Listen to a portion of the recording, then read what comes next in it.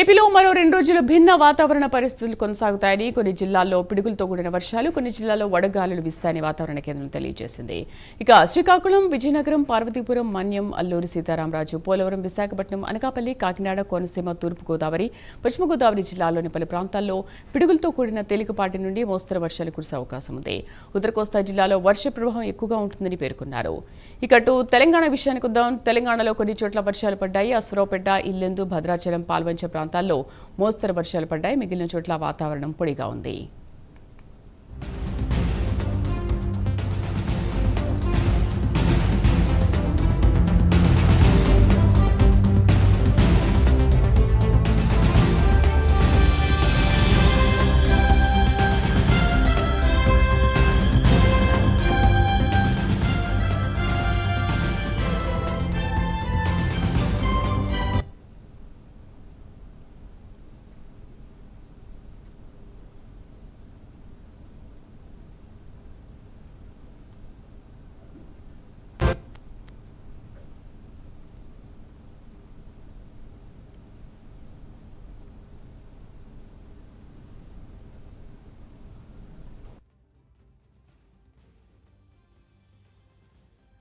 రెండు తెలుగు రాష్ట్రాల్లో గరిష్ట కనిష్ట ఉష్ణోగ్రతలు ఇలా ఉన్నాయి. తిరుపతి 43-25, కర్నూలు 40-27, నెల్లూరు 40-26, విజయవాడ 40-26, విశాఖపట్నం 32-27, హైదరాబాద్ 38-24, వరంగల్ 38-25.